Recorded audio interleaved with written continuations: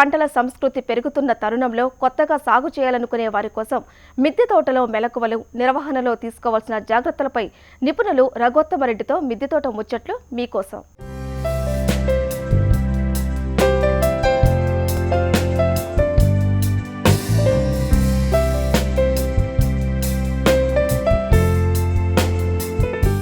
స్థలాల కొరత వల్ల మిద్దె తోటలు చేయాలి, నిజమే. కానీ ఎందుకు చేసుకోవాలి మిద్దె తోటలు?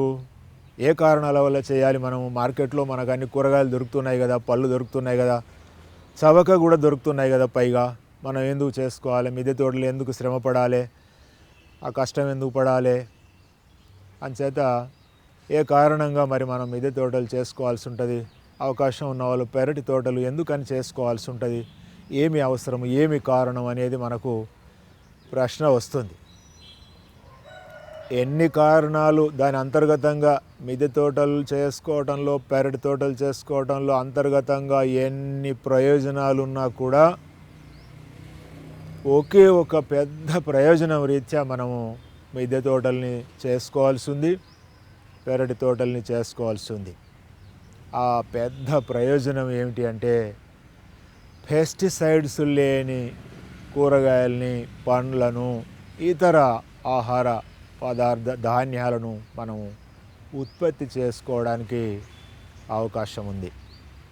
మనందరికీ తెలుసు, మార్కెట్లో మనకు దొరికే అన్ని ఆహార పదార్థాలు, కూరగాయలు, పళ్ళు, మనకి బియ్యము, మిగతా అన్నీ కూడాను పెస్టిసైడ్స్ కొడుతున్నారు. పెస్టిసైడ్స్ అంటే పురుగు మందులు అంటే విషాలు తాగితే చచ్చిపోతారు, మనకు తెలుసు.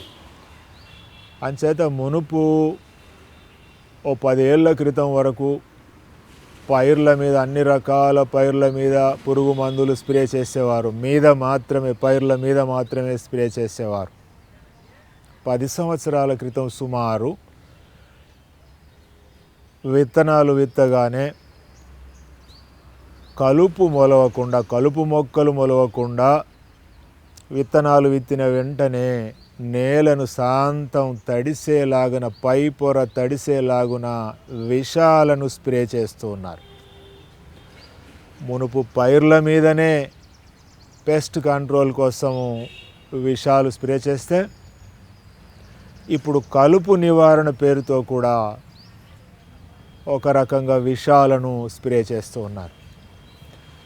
అది కూడా వ్యవసాయ శాస్త్రవేత్తలు చెప్పిన మోతాదులు కాకుండా రైతులు తమ చిత్తానుసారము, విచక్షణారహితంగా కలుపు మందుల్ని స్ప్రే చేస్తూ ఉన్నారు.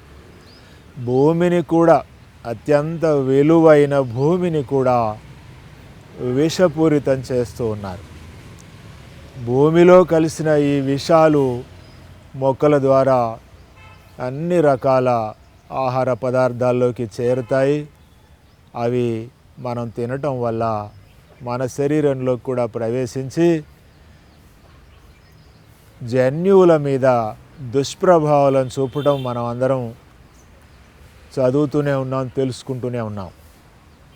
సో కనుక ఈ పెస్టిసైడ్స్ కోణంలోంచి ఆలోచించినట్టయితే మిద్దె తోటలు, పెరటి తోటలు చేసుకోవటము రాను ఇంకా ఎక్కువ అవసరం ఉంది. మన దేశంలో ఒక మనిషి ఒకరోజు తినే ఆహార పదార్థం ద్వారా 340 పైచిలుకు మిల్లీగ్రాముల విషము మనిషి కడుపులోకి పోతుందట. అదే అమెరికాలో అయితే 3.7 మిల్లీగ్రాములు మాత్రమే పోతుంది. కనుక ఈ పరిస్థితి, ఈ పెస్టిసైడ్స్ అవశేషాలు మన కడుపులోకి పోవటం వల్ల మన శరీరంలో అనేక రకాల వ్యాధులకు అవి కారణమవుతున్నాయి. మనందరికీ తెలుసు. డాక్టర్లు ఏం చెప్తున్నారు, పెద్ద డాక్టర్లు, క్యాన్సర్ డాక్టర్లు ఏం చెప్తున్నారు, అవన్నీ కూడా మనం మనసులో పెట్టుకున్నట్టయితే ఒక్క పెస్టిసైడ్స్ ప్రభావం నుంచి మనం తప్పించుకోవడానికి మనం మిద్దె తోటలు, పెరటి తోటలు చేయవలసిన అవసరం మునుపటి కంటే, 10 ఏళ్ల క్రితం కంటే, 5 ఏళ్ల క్రితం కంటే కూడా రాను ఇంకా దాని అవసరం బాగా పెరుగుతుంది.